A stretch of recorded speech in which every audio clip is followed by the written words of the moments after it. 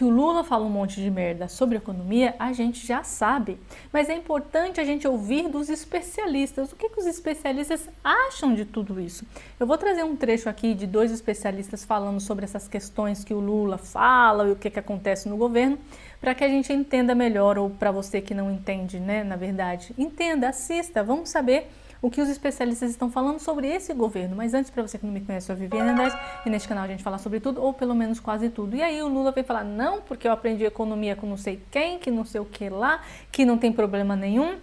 E aí teve até o jornalista da Rádio Tupi, acho que é a Rádio Tupi, que ele deu essa entrevista, ficou até um pouco nervoso, mas vocês vão ver como os jornalistas pisam em ovos para falar do governo, pelo menos esses daqui. Bom, eu não quero ser injusta, eu falei Rádio Tupi, mas eu acho que eu tô certa. Quando o governo vai gastar menos do que arrecada, presidente? Quando? Veja, essa é uma... Desculpa, Clóvis, isso é uma bobagem. Isso é uma bobagem. Nós temos uma experiência muito rica nisso. Você vê que nós ouvimos esse ano inteiro a discussão, déficit fiscal, o governo está gastando muito. O que aconteceu no final do ano? O déficit fiscal foi 0,09%. 0,09% é zero. Para você poder escrever 0,9, tem mais zero do que 9. Que piadista ele. Então, porque sabe o que acontece, Clóvis? Ninguém tem mais responsabilidade em fazer as coisas acontecer de forma correta do que eu. Ah, claro, o cara que já vem das corrupções desde que o PT foi criado vem falar uma besteira dessa.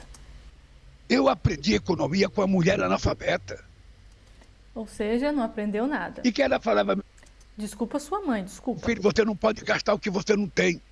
Se você for gastar alguma coisa que você não tem, é para construir um ativo que vai melhorar o seu patrimônio. Ora, se você vai fazer uma dívida para comprar uma casa, tudo bem. Se vai fazer uma dívida para comprar um aparelho para sua casa, tudo bem. Ah, é? Aí você vai lá, pega um empréstimo, não consegue pagar. O que acontece com a sua casa? Você perde a casa. Porque você não tem dinheiro para pagar a parcela. A mesma coisa com carro, a mesma coisa com qualquer coisa que você pega um empréstimo. Você dá a sua casa, você dá alguma coisa de garantia, você perde. Aparelho doméstico. Você não pode gastar à toa. Na Presidência da República, você tem que fazer a mesma coisa, você não pode gastar aquilo que você não tem. E por que tu tá gastando? Só pode se endividar para fazer um ativo que vai melhorar a vida do povo brasileiro. Ah, populismo. Ah, então a galera precisa votar em mim, o que é que eu faço? Não posso gastar, mas eu vou falar pra vocês que eu vou gastar com vocês pra vocês votarem em mim. Aí no fim das contas fica todo mundo ferrado. Eu não estou governando pela primeira vez. Eu fui um presidente que fiz superávit de 4,25% nesse país. Eu fui um presidente que paguei o FMI. Eu fui um presidente que fiz uma reserva de 370 bilhões de dólares, coisa que o Brasil não tinha. Vamos agradecer Uma reserva? ao presidente Lula pela resposta. Isso. Embora ele tenha sido veemente em relação à minha pergunta, eu mantenho, porque nós temos as contas do governo com 40 bilhões de déficit. É possível que seja revertido, mas para isso tem que gastar menos de fato. Depois ele conteste. Mas daí agradecemos. Vocês viram isso? O cara já, ok, pisando em ovos, né? Não pode criticar. Ele tentou não criticar, mas não, ok. Gente, o jornalismo de hoje em dia é uma vergonha. E ao vivo ainda, deixa o cara falar, depois você se entende com ele, faz uma reunião. Olha, gente, aqui a gente não pode criticar o Lula, entendeu? Aí não fica essa coisa, desconforto no ar. Ele evidentemente é os Isso, últimas palavras. Aí começaram a lamber ele agora. Não, agora últimas palavras. Ai, vamos lá tomar um café, presidente. Eu Parecia que o governo... Bom, agora eu trouxe o pessoal, né, os especialistas do BTG Pactual para falar como está o governo Lula. Estava meio quieto até ontem, né? E você vê que ontem foi o primeiro dia de piora significativa dos mercados. Assim que o governo começou, anunciou que o Lula ia falar à noite, anunciou que pé de meia não sei do que, tem o Vale Gás, tem a questão do FGTS. Então, são pequenas coisas que vai dando sinais de que o governo ele está preocupado com a inflação, mas também está preocupado com a atividade, então vai começar... Ele não está preocupado com nada, ele está preocupado com os amiguinhos dele, com o bolso e enriquecer os amiguinhos dele. Você não está nem pensando na sua empresa ou no que você tem, ou no que as pessoas têm, ou no que as pessoas querem criar, ou se as pessoas precisam comer, não é? Né? A gente usa aquela expressão que é meio que o macaco no Airbus, né? Você bota o macaco no Airbus ali, ele começa a apertar todos os botões ali, o avião vai para qualquer lugar e não sabe onde vai parar. Então, mais ou menos, a situação acaba aparecendo um pouco para a gente isso, que a gente está em modo macaco no Airbus, uma hora está preocupado com uma coisa, outra está preocupado com outra, então aperta todos os botões ao mesmo tempo. Ó, o constrangimento agora. Vão brigar com ele, né? Vão falar, vamos falar de um jeito mais sério, blá blá blá. Justamente porque ele falou dessa forma. Porque também o BTG Pactual, como vocês viram no meu vídeo passado, né? Tá do lado do governo. Usar a não convergência da política fiscal e monetária, vai? Então, um pouco. Sem constrangimentos por aqui, né, gente? Por favor, não fale desse jeito do governo. Vamos evitar, né? Por mais que você esteja contra, esteja falando contra o governo, mas vamos dar uma moderada. Essa é uma forma mais educada, como o Carlos colocou, que você precisa ter essa convergência. Não é só no Brasil, né, que a gente está sentindo no macaco no Airbus, né? Esse negócio assim que parece global. Normal. Como defendem, gente? Pelo amor de Deus, não pode falar mal. Não pode dar sua opinião contra. Tá todo mundo se ferrando. Tá todo mundo no mesmo barco. Tá? Se esse governo continuar do jeito que tá, todo mundo afunda, mas fica... Então, não, mas tá todo mundo assim, macaco no Airbus. Não, vamos falar de um jeito mais educado. Ah, vá. Mas Como levar a sério? Fala. Um pouco essa visão, assim. Então, a questão fundamental é essa. Se o governo permite essa desaceleração desejada, uma vez que ele permita uma tal desaceleração, eu acho que o Brasil pode surfar essa melhora que a gente discutiu aqui, do cenário externo, eventual. Que melhora, gente? Com o PT, vocês estão falando do PT no governo, que melhora? Se o governo começar a pisar no acelerador, o Banco Central não vai conseguir parar aonde ele está achando que vai parar, né? E aí vai ter que levar os juros às alturas, e aí você entra naquela dinâmica, vamos subir os juros até a lua para resolver o problema do fiscal, para ancorar a expectativa. O país quebra, né? Você subiu o juro para resolver, um cara começa a gastar e você você começa a pagar mais juro para poder viabilizar o cara continuar gastando, né? A dívida diverge muito rapidamente. Segundo o Lula, é besteira. Ele acabou de falar aí, como vocês viram. E o Brasil está vulnerável, porque hoje, 3 coisas, rapidamente. Primeira coisa, a inflação já não está mais 3,5, 4 ancorada, ela está desancorada, né? Então, você já parte de um ponto que a inflação já está 6, e para ela ir rápido para 10 é mais rápido, é mais difícil sair do 3, 4 e vir para 6 do que do 6 e partir para 10, então é uma preocupação. A segunda, eu diria que o fiscal, com juros aí próximo de 15, ele cresce 5, 6 pontos por cento ao ano, né, que acaba sendo qualquer coisa adicional a isso, vai provocar uma piora da dinâmica da dívida mais acentuada, né? Resumindo, o Brasil está tá todo mundo ferrado.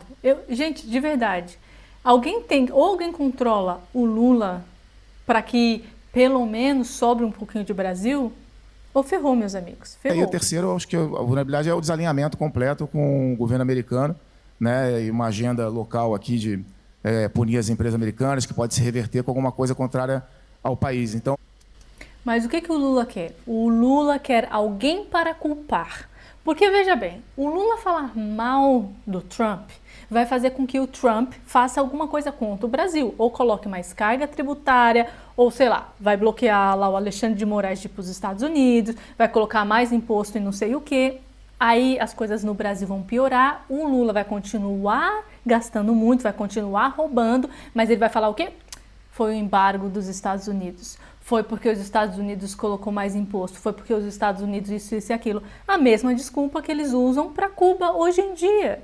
O embargo americano, foi os americanos que fizeram isso contra o Brasil e vai colocar isso na cabeça do brasileiro. E o brasileiro, né, de miolo mole, vai acreditar nisso. Tem essas preocupações, são vulnerabilidades. Se o governo não atrapalhar, acho que a coisa pode ser um pouco mais calma. Se atrapalhar, essas vulnerabilidades elas vão aparecer rapidamente. Mas você está falando do governo Lula, é óbvio que ele vai atrapalhar, óbvio. O governo está pisando no acelerador e o Banco Central está pisando no freio ao mesmo tempo, né? Isso não tem como dar certo, né? O carro vai quebrar. Né? Essa isso é que a gente está vivendo. E com um problema de dinâmica de dívida incrível para alguém que tem o juro alto e para alguém que tem uma inflação inercial, um receio de inflação muito maior do que em outros países, né? Eu acabei não citando, mas, assim, apesar de tudo isso, a velocidade com que a inflação nos Estados Unidos chegou próximo da meta surpreendeu a todo mundo, né?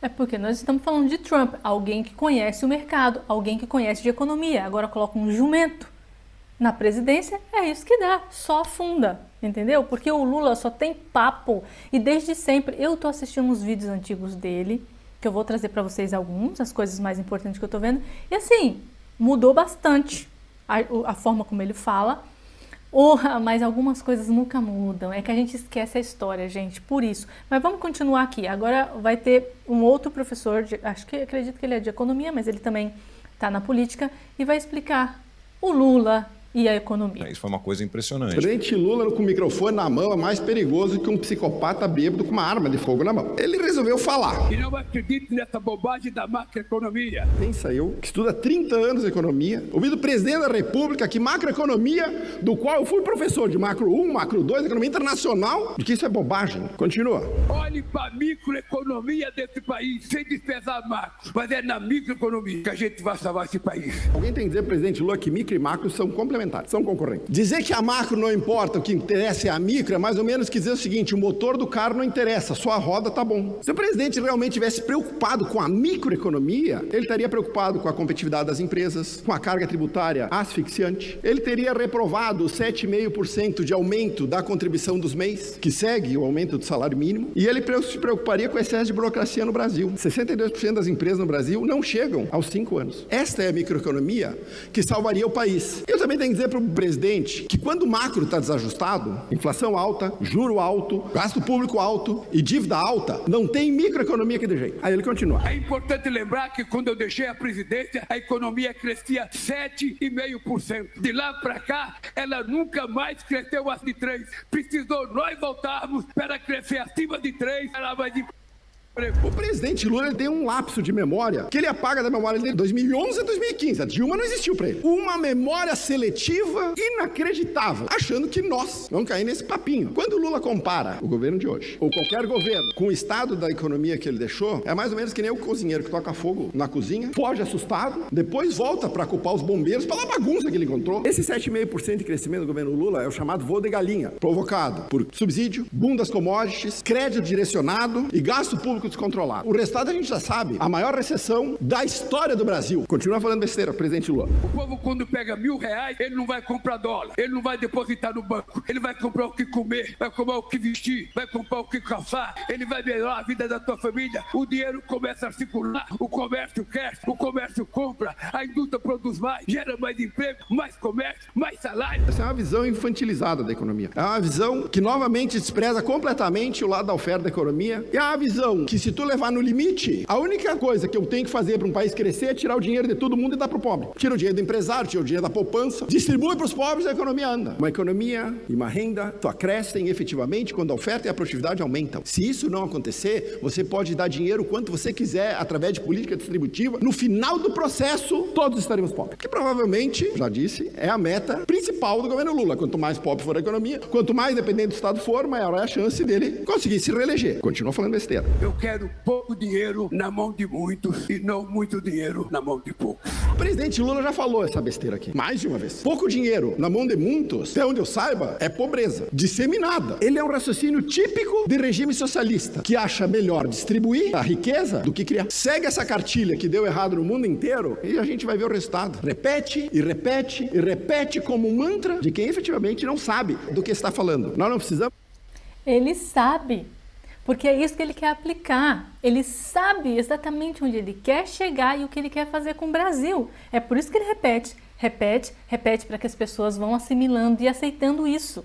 De um Estado Robin Hood. Nós precisamos de uma política econômica que faça com que a oferta nesse país volte a crescer de maneira consistente. E não é com regulação do tipo data de validade para cada ovo que a galinha botar que isso vai acontecer. Não é com regulação, não é com mais imposto. Não é, mas é assim que ele ajuda os amiguinhos dele. Não é com carga tributária, não é com a CLT, não é com medidas populistas. O presidente Lula continua. Eu sei o que é R$100 na mão de um pobre e sei o que é 1 milhão na mão do rico. R$100 na mão do pobre, ele vai, consome, morreu a riqueza. Gerou mais nada. O capital concentrado permite investimento, inovação, geração de emprego. E isso aqui a gente resume de cara a visão econômica do presidente Lula. Crescimento baseado no consumo é crescimento de curto prazo. Eu vou no mercado, gasto R$100 e acabou. O crescimento real é o crescimento de médio e longo prazo, baseado na oferta. E para crescimento da oferta, sabe o que eu preciso ter? Poupança. Eu preciso ter poupança. Eu preciso ter mercado de capitais. Eu preciso ter juro baixo. Eu preciso ter um ambiente de negócio favorável ao empreendedor. Nada disso tem com esse governo. Finalmente, o presidente Lula mostrou a verdadeira face dele: populista, demagogo, oportunista, desinformado, irresponsável e anticapitalista. Alguém avisa o presidente Lula que economia não é feitiçaria. Não é com terraplanismo econômico que nós vamos mudar o Brasil. É com conhecimento e responsabilidade.